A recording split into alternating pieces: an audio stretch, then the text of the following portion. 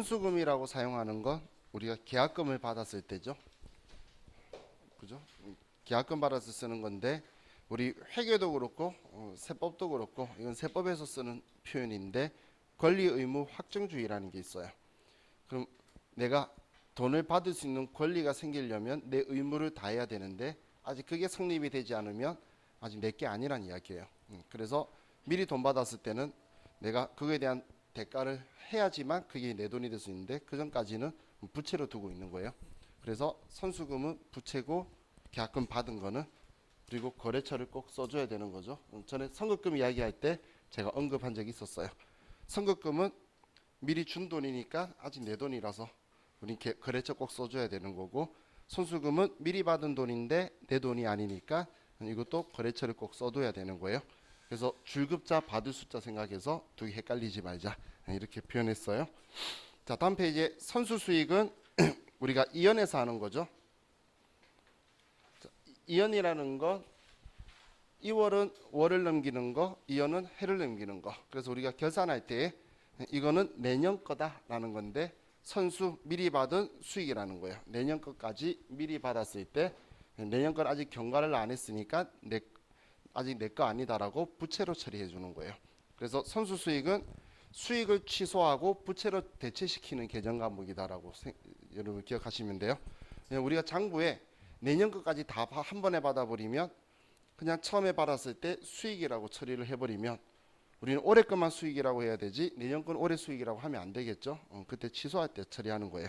지금 제가 계산 말로만 하는 게 계산 가서 또 계산할 거기 때문에 지금 계정 과목만 보고 가는 거예요. 자, 우리 예수금은 제가 부가가치세도 이야기하면서 여러 번 언급을 했죠. 우리가 그 대신 납부하려고 돈을 받는 행동을 예수했다라고 표현을 해요. 그러면 그게 돈이니까 예수금이라고 하는 거고, 이 돈은 처음부터 납부할 때 마지막까지 적어도 내 돈이 아니에요. 다른 사람의 돈이니까 얘는 부채다라고 보시면 돼요. 근데 예수금의 경우에는 그 상대방이 다수죠. 우리 직원 100명이면 100명 거 전부 다 원칙인수 할 건데 거기에 개별적으로 거래처 쓰는 건 말이 안 되겠죠. 그래서 우리가 거래처가 다수이거나 아니면 지방 세무서가 아니고 국가인 경우에는 거래처를 안 쓰는 거예요.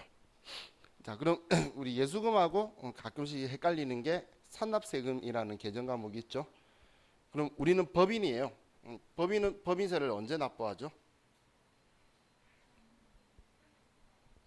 3월이라고 생각하신 분은 그냥 항상 우리 3년도가 1월 1일부터 12월 30일이면 3월이라고 하는 거고, 왜냐하면 3년도 종료일로부터 3월 이내에 해요. 근데 나중에 여러분들이 뭐 금융업이나 보험업에 가시면 이제 이건 2월 말 회계법인도 있고 그거는 어느 이제 사업자에 따라서 틀리기 건데, 그럼 지금 제가 이야기하는 건 산납세금은 법인세를 이야기하는 거예요. 법인세. 그런데 법인세는 올해 내가 얼마 벌지는 모르기 때문에 그거에 대해서 세금 얼마 내야 될지는 알 수가 없겠죠. 그런데 우리는 세수 확보를 빨리 하기 위해서 세금을 미리 징수하는 중간연납세액도 있고, 그리고 우리 법인한테 뭔가를 지급을 하면서 원천징수 의무자로서 그 소득의 세금을 떼고 주는 경우가 있다는 거예요. 그런 경우에 우리는 나중에 계산할 때 예를 들면 내가 이자를 받아요. 우리 법인이 이자를 100만 원을 받아야 되는데, 근데 은행에서는 100만 원의 이자가 발생했는데 15만 4천 원을 떼고 84만 6천 원만 나의 보통 예금 통장에 이자를 입금해 준다면, 자, 지금 내가 받은 건 이 금액인데 나중에 법인세 계산할 때는 이 돈 가지고 내가 번 돈이라고 계산을 할 거라는 거예요. 왜냐면 얘만 손익계산서로 가서 나의 수익으로 해서 이익 계산이 되겠죠. 그럼 나는 지금 이 돈에 대한 세금을 이미 냈는데 나의 법인세 계산하는 데 들어가 있잖아. 그럼 그때 미리 낸 거에 대한 걸 정리를 해둬야 되겠죠. 그래서 이때 선납세금이라는 계정 과목을 쓰는 거예요. 이 선납세금은 자산 성격인데 시험에 꼭 선납세금이라고 써라고 적혀 있는 걸 많이 보셨을 거예요. 그 이유가 회사에서는 저도 그런 성향이 있는데 얘를 선납세금이라 안 쓰고 그냥 법인세 등이나 법인세 비용으로 바로 처리를 해요. 많은 사람들이. 왜냐하면 얘는 어차피 기말에 얘 빼고 나머지만 내 거라고 우리 미지급 세금으로 정리만 해버리면 끝나다 보니까 이걸로 처리하는 걸 원하지 않아서 자산 처리하라는 거예요. 얘는 비용이거든. 회계상에서는. 그래서 이거 처리할까봐 원하는 답은 이거야라는 뜻이 자산 처리하시오. 이렇게 적혀 있는 거예요. 그럼 선납세금은 뭐 예수금하고 반대인 느낌인 부분은 이 부분뿐인 거지. 우리 선납세금은 원천징수 당할 때만 쓰는 게 아니라 원천징수 당하는 걸 원천 납부 세액이라고 세법에서 표현하는데 이하고 중간 예납 세액을 납부하거나 혹은 수시 부가 세액을 납부할 때 부가세액을 납부할 때 이거 납부하면 전부 다 선납세금이다라고 우리가 회계 처리한다라고 보시면 돼요. 수시부가세액은 여러분들이 회사 갔는데 중간예납세 뭐 예를 들어 12월 말 그 회계법인이에요. 그런데 8월 달에 법인세 중간예납세 내야 되는데 이상히 법인세 내라고 수시부가액이 나오죠. 그럼 이런 생각하시면 돼요. 우리 회사가 과거에 세무조사 나와서 탈세하다 걸렸구나 이렇게 생각하시면 돼요. 왜냐면 수시부가는 두 가지 경우밖에 없어요. 국가가 지금 세수가 너무 없어서 빨리 필요할 때 그 경실련이나 이런 쪽에 해가지고 요청하는 경우 말고는 나머지는 이 회사가 세금을 계속 안 내고 이제 문제를 일으키니까 세금 안 낼까봐 수시로 부과하는 거예요. 이거는 국세청장이 요구하는 거예요. 근데 회사 가보시면 간혹 있어요. 사장님은 좋은데 법인이 나쁜 놈이야 뭐 이런 데들이 있어요. 그럼 그 법인이 세금을 잘 안 내고 그래서 자 다음 이제 단기 차입금이라는 게 있죠.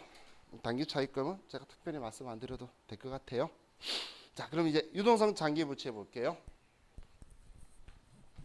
우리 시험에서는 유동성 장기 부채라고 쓰는데 나중에 회사 가면 유동성 장기 차입금이라는 표현을 많이 써요. 유동성 장기 차입금을. 그럼 뭐 어차피 똑같은 거예요. 얘는 유동성 장기 차입금은 비유동 부채인데 앞에 유동성 붙였다는 건 얘가 유동 부채로 바뀌었다는 이야기예요. 그죠? 자, 그럼 자, 유동성 장기 부채 개정 과목은 이렇게 생각을 하셔야 돼요. 유동성 장기 부채는 우리 장기 차입금의 유동성 대체 개정 과목이다. 이렇게 생각을 하셔야 돼요. 우리 대체라는 표현을 자고 수업하면서 언제 한번 썼죠? 자고 오늘 빼고 이틀밖에 안 봤어요. 그럼 어제 아니면 그저께 했겠지. 그죠?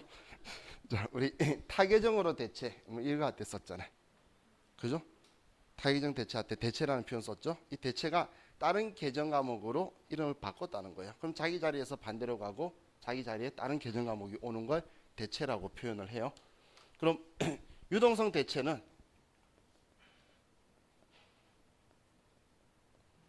대체라는 건 얘는 비유동을 유동으로 변환시키는 걸 유동성 대체라고 하는 거예요. 유동성 대체. 그럼 첫 번째로 지금 우리 책에 있는 유동성 장기 부채는 장기 차입금의 유동성 대체 개정 과목이 유동성 장기 부채예요. 장기 부채. 그럼 유동성 대체할 때 장기 차입금은 부채니까 대변에 있던 걸 지우기 위해서 차변에 장기 차입금 얼마다 대변에 유동성 장기 부채 얼마다 얘도 거래처를 꼭 써줘야 되죠. 비유동 부채로 얘를 지우고 자기가 있던 부채 자리에 유동 부채로 바꿔주는 개정 과목이 이거다라고 보시면 돼요. 자 그럼 이제 유동성 장기 부채로 바꿔주는 건 기말 기준으로 우리가 결산 때 하는 것 중에 자산 부채의 정확한 측정인데 이 부채가 상환 기간이 내년으로 도래하게 되면 외부 이용자한테 유동 부채를 보여줘야 된다 했잖아요. 그럼 예를 들어서 5천만 원을 1,000만 원씩 5년간 상환하기로 했어요. 그 시작이 내년부터 시작이야. 그러면 5천만 원 다는 게 아니라 내년 갚아야 되는 1,000만 원만 유동성 대체를 할 거예요. 그래서 내년에 갚아야 되는 것만. 근데 상환을 연장하기로 했대요. 그럼 유동성 대체를 할 필요가 없는 거예요. 그럼 지금 장기 차입금 이야기했는데 만기 보유 증권의 유동성 대체 계정 과목은 만기 보유 증권이에요. 만기 보유 증권의 유동성 대체 계정 과목은 만기 보유 증권이에요. 자, 만기 보유 증권이 비유동인 거는 투자 자산인 건데 우리가 채권을 가지고 있는데 얘가 내년에 만기가 되는 거야. 그럼 처음엔 3년짜리나 6년짜리를 사서 비유동 부채로 뒀다가 얘가 내년에 유동으로 내년에 만기가 된다면 얘를 우리 당좌 자산이 만기 보유 증권으로 변환시켜 줘야 된다는 거예요. 그럼 분기할 때 얘는 자산이니까 차변에 있었겠죠. 얘를 대변에 만기 보유 증권 얼마 투자 자산을 지우기 위해서 대변에 오는 거고 얘가 있었던 차변 자리에 이제 당좌 자산으로 만기 보유 증권 얼마 이렇게 당좌 자산으로 얘를 바꿔줄 거라는 거예요. 그럼 우리가 채권을 샀다고 해서 만기 보유 증권으로만 분류하나요? 아니죠. 매도 가는 증권으로 분류할 수도 있겠죠. 그럼 매도 가는 증권도 그래서 보이시겠죠? 매도 가능 증권의 유동성 대체 계정 과목도 매도 가능 증권이에요. 매도 가능 증권 투자 자산인 번호에서 얘가 왜 샀는지 모르겠는데 우리가 가지고 있는 매도 가능 증권이 있는데 얘가 내년이 만기래. 그러면 유동 자산으로 얘를 대체를 시켜둬야 되겠죠. 그러면 얘를 유동 자산으로 바꿔줄 거라는 거예요. 그러면 이때도 분기할 때 얘도 자산이라 차변에 있던 거를 대변에 매도 가능 증권 얼마 투자 자산을 지우고 차변에 매도 가능 증권 얘를 당좌 자산으로 변환시켜 주는 거예요. 그럼 유동성 대체라는 건 우리가 비유동을 유동으로 바꿔주는 행동인 거죠. 그죠? 자, 그래서 여러분들이 유동성 장기 부채라는 계정 과목을 생각하실 때는 장기 차입금의 유동성 대체 계정 과목이다라고 생각하셔야 돼요. 그냥 문제 나올 때 이렇게 표현할 거거든. 일반 전표인데 전기 말 유동성 대체하였던 장기 차입금을 금일 상환하다라고 쓰면 우리가 지워야 될 계정 과목은 장기 차입금이 아니고 유동성 장기 부채를 지우면서 돈 상환해야 된다는 이야기예요. 어떤 말인지 이해가시나요? 이 행동을 한 걸 여러분들이 유동성 장기 부채를 아냐까지 일반 전표에서 한 방에 물어볼 수 있는 방법이죠. 전기말 유동성 대체했던 장기 차입금이라 표현하는 것. 그래서 이걸 다 같이 생각하셔야 돼요. 계산만 생각하지 말고. 자, 사실 우리 유동부채에서는 제일 중요한 계정 과목이 여러분 인지하고 있어야 될 게 예수금이고 그 다음이 유동성 장기부채예요. 이 두 개 물론 매입 채무는 모르면 큰일 나는 거고 그 외에는 특별한 거 없어요. 자, 다음 비유동 부채가 있는데 자, 이 비유동 부채의 사채 부분은 내일 저하고 같이 즐겁게 사채하고 자본하고 같이 보고 우리 55페이지로 갑시다.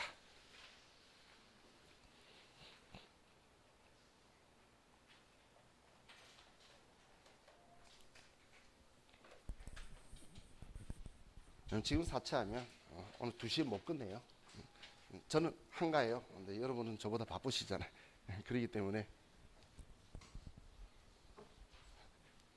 제가 저녁반 수업을 7시 20분부터 10시 20분까지인데 10시 10분쯤에 끝을 잘 내어 드려요. 10분 전에 끝내니까. 근데 10분 전에 항상 끝내다가 10분이 넘었는데 안 끝내죠. 그러면 앞에 제가 떠들고 있는데 마음 심란하게 책가방을 안고 저만 이렇게 보고 계신 분들이 있어요. 그러면 마음속에서 내적 갈등을 해요. 이거 설명해 말아요. 이거 그냥 잘라버리고 다음 기회에 뭐 있는 마음을 보내버릴까 막 고민을 해요.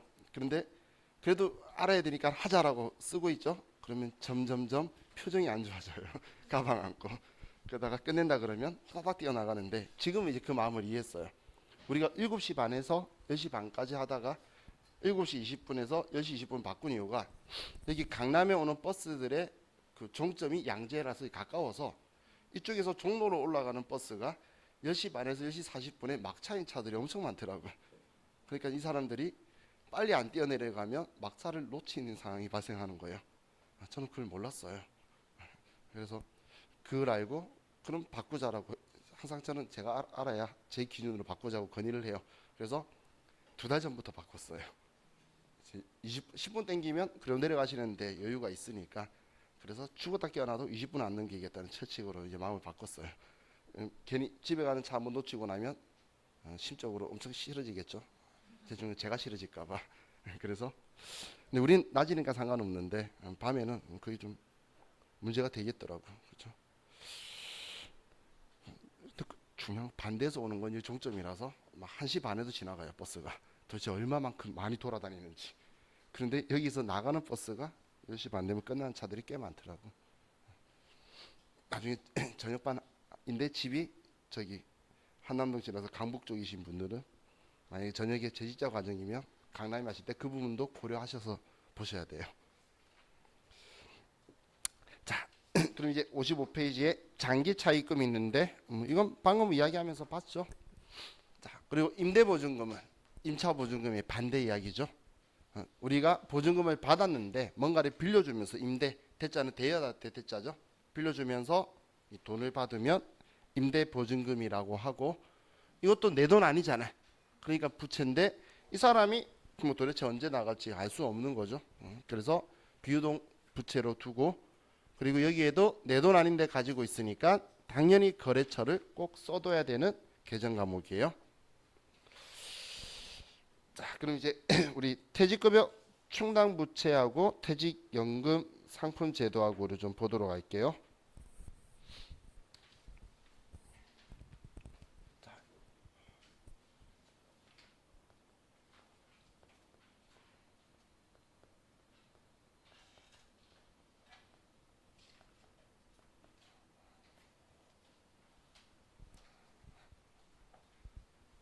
자, 퇴직급여 충당부채라는 계정 과목은 저도 세무위급 때는 거짓말을 해요. 직원들 퇴직금 모아두는 거라고 회사가. 그런 게 아니고 우리 회사가 단기에 발생한 비용인 퇴직금을 비용 인식하기 위해서 사용하는 계정 과목이에요. 그럼 올해 1년간 일했기 때문에 이 사람이 퇴직금이 발생을 하죠. 그럼 올해 발생한 비용이니까 손익계산서에 올해 비용으로 넣어야 된다는 거예요. 그런데 난 돈을 안 주잖아요. 비용 처리했으면 내 거 아닌데. 그래서 이 퇴직급여 충당부채라는 계정 과목을 사용을 하는 거예요.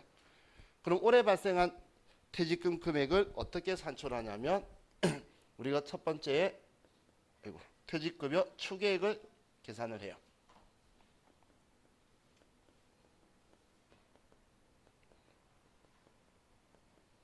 자, 퇴직급여 추계액이라는 건 우리 전 직원이 한 명이 그만둔다면 12월 30일 날 그만둔다면 얼마의 퇴직금을 지급해야 될 것이냐 이걸 산정을 하게 될 거예요. 자, 그럼 이 퇴직급여 추계액을 산정한 후에 작년에도 이 행동은 똑같이 했겠죠. 그래서 이 추계액에 일반적으로는 100%를 설정할 건데 일부만 설정하는 회사도 있어요. 그럼 그 설정할 만큼만이 우리가 장부에 남겨둘 거라는 거예요. 그럼 이 추계액에다가 작년에도 설정했고 재작년에 설정했고 직원이 그만둬도 사용했을 건데 남아있는 잔액이 있겠죠. 그럼 여기에 퇴직급여 충당 부채의 잔액을 잔액을 빼면 우리 단기 퇴직급여 충당 부채의 추가액이 나오게 돼요. 추가액이. 자, 보충액이라고 안 쓰고 추가액 쓴 게 시험에서 추계액, 추가액 헷갈려라고 일부러 이 두 개 용어를 좀 많이 쓰더라고. 그럼 추계액 주면 충당부채 잔액을 빼시고 추가액을 쓰면 이 추가액을 가지고 기말에 차면의 퇴직급여 당연히 이거는 500번대와 800번대를 구분하고 어떤 직원들의 노무비인지는 하고, 그리고 대변에 퇴직급여 충당 부채 얼마다. 얘는 부채니까 뭐 구분하는 건 없겠죠, 당연히. 이렇게 설정을 할 거예요. 자, 그럼 지금 이걸 하는 목적이 뭐라 그랬죠? 단기 발생액을, 지금 이 금액이 단기 발생액이잖아. 그죠? 그러니까 정기 말에 있어서 올해 기말까지 잔액하고 직원들은 다 줘야 될 거고 차이 나는 만큼은 올해 더 추가로 생겼다고 보면 되는 거잖아요. 그래서 이 방법을 쓰는 거예요. 그럼 단기 발생액을 퇴직급여로 비용 처리를 하기 위해서 이 분계를 하는 거예요. 비용 처리를. 근데 문제는 회계 처리할 때는 세금 잡겨내려고 퇴직금에 대해서 비용 처리를 다 하는데 실질적으로 모아두지 않는다는 거예요. 그렇기 때문에 직원의 퇴직금이 보장이 안 되죠. 그래서 직원의 퇴직금이 보장이 안 되다 보니까 우린 이제 세법에서 제재를 간 게 퇴직연금 상품에 가입하라고 이제 유도를 바꾼 거예요. 근데 과거부터 퇴직급여 충당부채를 설정하고 있던 회사가 퇴직연금 상품에 쉽게 가입을 할까요? 퇴직연금 상품에 가입하면 퇴직연금 상품도 추계액을 계산을 해서 추가되는 이 금액만큼 우리는 연금 상품에 계속 가입해서 납부를 해야 돼요. 실제적으로 돈이 나가야 된다는 이야기예요. 그래서 회사들이 이거에 대한 부담을 느껴서 안 내려고 하지만 그건 회사 이야기고 직원의 퇴직금은 보장해 줘야지. 그래서 세법이 생각한 게 그래 그러면 너네들이 안 한다면 비용 처리하는 걸 인정 안 하겠다라고 세법이 칼을 빼든 거예요. 이걸 이 비용을 인정 안 해주면 얼마나 큰 일이 발생하냐면, 자 조그만 규모가 있는 회사라더라도 한 달에 직원들 퇴직금, 1년에 퇴직금 생기는 게 예를 들면 1억 정도씩 생겨나요. 규모 조금만 있어도 1억이 생겼는데, 자 우리 세법에서 부가가치세는 사장님들이 신경 안 쓰는 게 정상이에요. 내 돈 아닌 거고 꼴랑 10%예요. 그런데 법인세에서 비용 인정 안 하면 이익이 늘어나게 되겠죠. 인정 안 되는 만큼 법인세는 웬만한 규모가 있으면 전부 다 20%예요. 거기다가 내가 내 돈 진짜 순수한 내 생돈이 나가야 되기 때문에 엄청 크죠. 그럼 1억인데 세금이 2,200만 원이 더 나와요. 그럼 사장님들이 엄청 부담이 될 수밖에 없겠죠. 하지만 세법은 나쁜 애들이 아니에요. 한 방에 그런 게 아니라 매년 인정해주는 금액을 5%씩 줄여왔어요. 5%씩. 그러다가 그게 2016년도에 제로가 됐어요.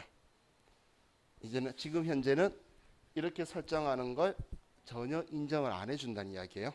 이거는 무조건 퇴직연금 상품에 가입하라고 이제 제도를 바꿨어요. 자, 그래서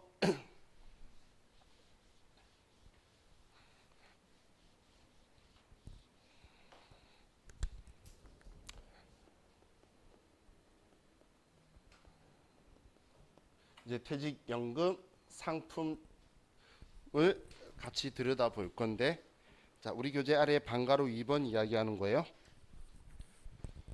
자 퇴직연금 상품은 두 가지로 나누는데, 확정급여형 퇴직연금 상품과 여러분들 교재 다음 페이지에 있는 확정기여형 퇴직연금 상품으로 두 가지 형태로 나누게 돼요. 확정급여형은 우리가 회계 처리할 때 계정 과목을 퇴직연금 운용자산이라는 계정 과목을 쓰고, 확정기여형은 퇴직급여라는 비용 계정 과목을 쓰고 끝내버려요. 그럼 퇴직급여는 계정 과목 성격이 비용이라는 걸 알겠죠? 얘를 왜 비용으로 처리를 해버리냐면, 확정기여형 상품에 대한 운용 주체와 운용 수익권자가 종업원이에요. 직원. 그렇기 때문에 우리 회사는 매년 발생한 금액만큼 납부만 해주면 끝나요. 그럼 나머지는 직원이 나 이런 펀드에 넣고 싶어요, 이런 거 넣고 싶어요, 퇴직금 가지고 펀드하는 거예요. 그럼 우리 회사는 납부만 하고 끝나버리니까 납부할 때 비용 처리하고 끝내버린다는 거예요. 그런데 확정급여형 같은 경우는 운영주체나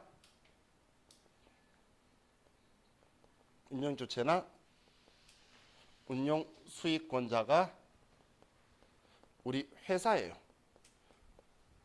우리 회사가 납부하고 연금 상품도 어느 데 가입해라 뭐 이런 것도 전부 다 우리 회사가 하고, 운용수익이 나면 그만큼 우리가 연말에 납부해야 될 돈이 좀 줄어드는 거고, 이건 우리 회사가 하는 거고, 그 대신 퇴직금 지급은 연금회사가 직원한테 직접 해주게 될 거예요. 우리 회사는 직원이 그만두면 퇴직연금 상품 가입했던 거 해약만 하면, 해약하는 방법은 쉬워요. 퇴직증명원 날려주면 계약서 날라오고 우리 직인 찍어서 날려보내면 자동 다 끝나는 거예요. 그러면 연금회사가 직원들한테 퇴직금을 줄 거예요. 이거는 직원이 알아서, 우리는 그 퇴직증명만 보내주면 직원이 알아서 전부 다 받을 거예요. 그럼 이 퇴직연금 운용자산은 우리 회사가 운용주체이기 때문에 신생회사들은 얘를 자산으로 처리하는데, 과거부터 이 퇴직급여 충당부채나 퇴직연금 충당부채를 우리가 사용하고 있던 회사는 이걸 연결해서 이 제도를 그대로 쓰려고 병행을 해요. 그래서 이때는 부채의 차감 계정으로 얘를 사용을 해요. 부채의 차감 계정. 그래서 여러분들의 머리를 아프게 만들 게 뭐냐면 이거예요. 예. 자, 먼저 이거 가지고 우리는 미래 법인세를 할 거니까 하나 생각을 해볼게요. 우리 퇴직급여 추정당부채를 설정하는 이유가 뭐라고 했죠? 비용 인정받으려고. 퇴직급여 추정당부채를 설정했던 이유가 비용 인정받으려고 한 건데, 근데 퇴직연금 상품에 가입하라고 그래서 시킨 대로 했는데 확정 기여형은 비용 처리해서 이대로 다 인정받는 거예요. 근데 얘는 비용으로 처리를 안 하니까, 그럼 회사 입장에서 이거 처리할 의미가 있을까요? 없겠죠. 당연히 이 부분에 대해서 세법이 조율점을 만들어 줘야 되겠죠. 그래서 그 조율점에 대해서 우리는 이제 나중에 공부를 할 거예요. 공부를 할 건데, 자, 확정기형은 이거 이후로는 우리가 손댈 게 없기 때문에 지우고 확정급여형 가지고 좀 볼게요.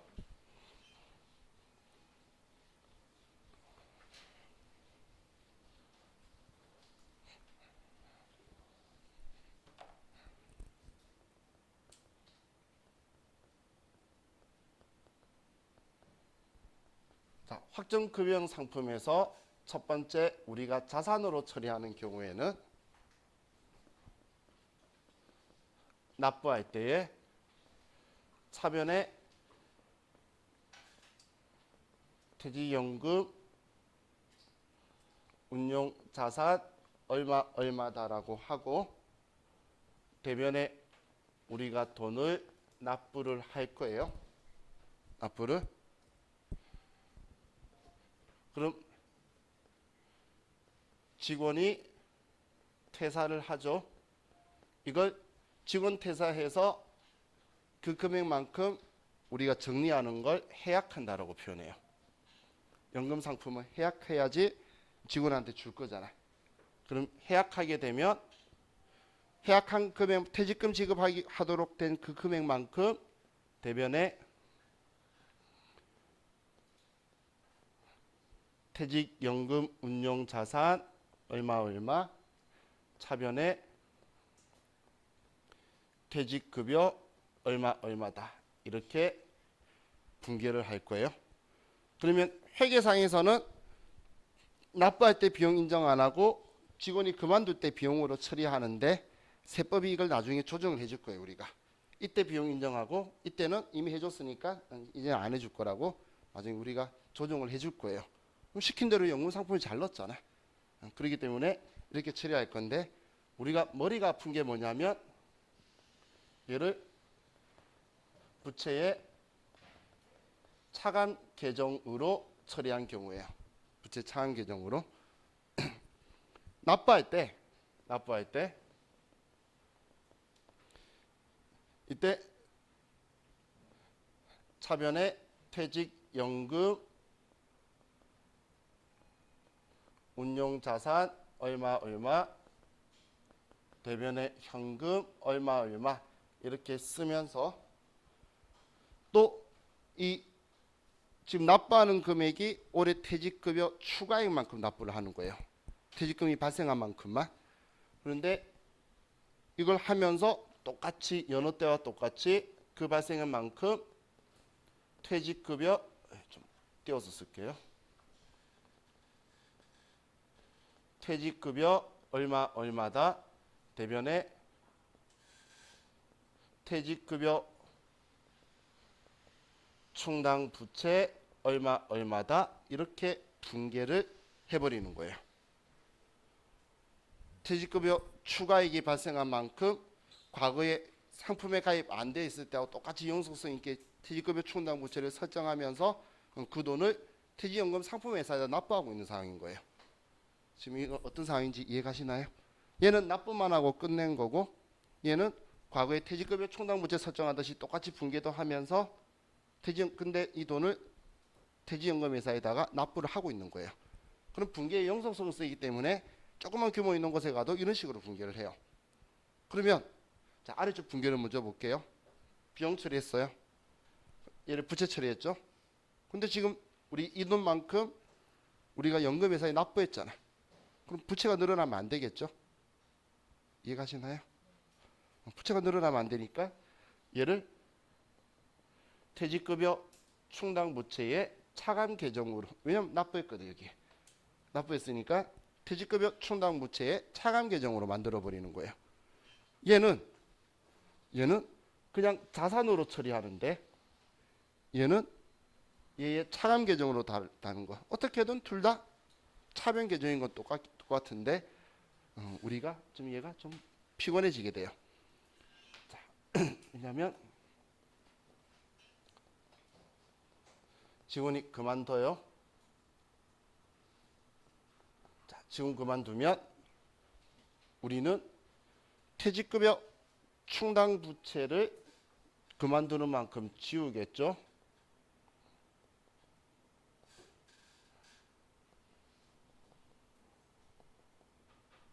얼마 줄이게 되겠죠. 그죠? 그리고 퇴직연금 운용자산을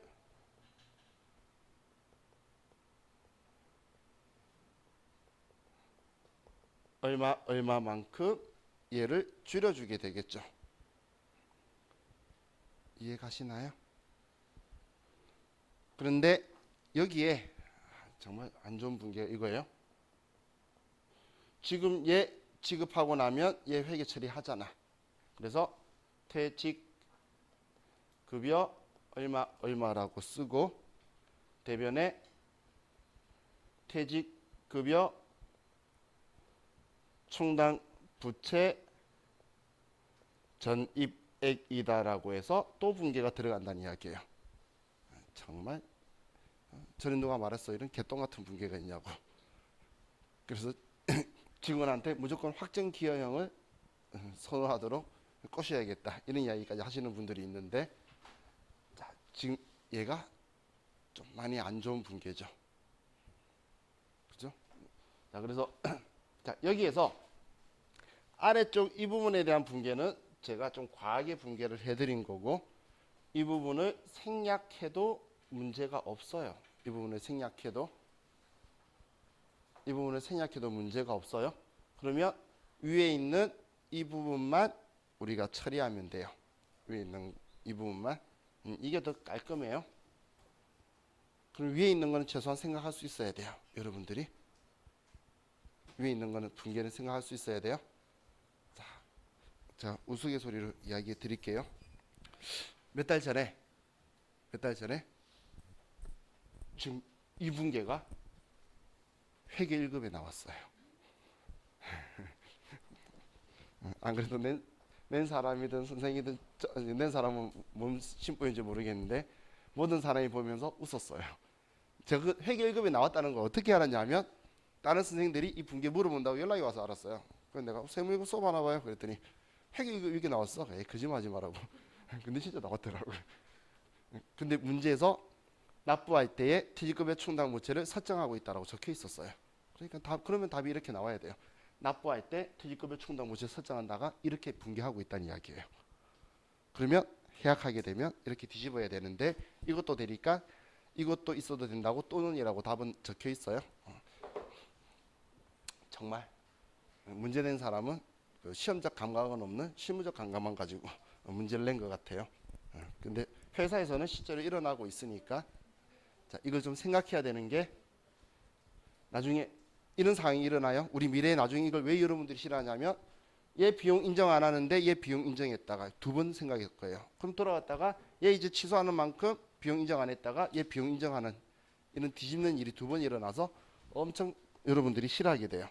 그래서 내일 이거 말고 퇴직급여 충당부채 말고 퇴직연금 충당부채로 설정하는 개정안을 또 하나 더 구경하면서 다시 한 번 더 안면을 좀 터둬야 나중에 제가 얘가 이렇게 되는 이유가 이렇게 붕괴했기 때문이에요 했을 때 그렇게 한 적이 있어 정도까지는 기억할 수 있도록 안면을 좀 터두도록 할게요.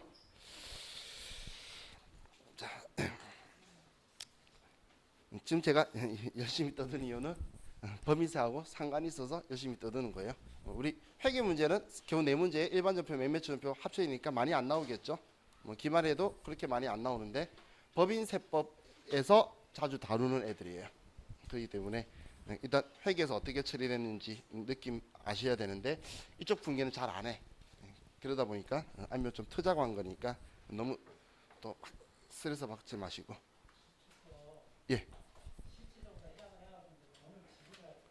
이건 내가 지급 안 하고 연금 회사가 직원한테 그 줄 거예요. 예. 그렇죠. 회사는 해약한 만큼만 얘를 지워주는 거죠. 그리고 이제 비용 처리하는 거고. 그러면 이제 연금 회사에서 안녕하십니까 고객님 하면서 IRP 꼬시고 막 그럴 거예요. 예, 걔네들이 이제 꼬시는 거죠. 자,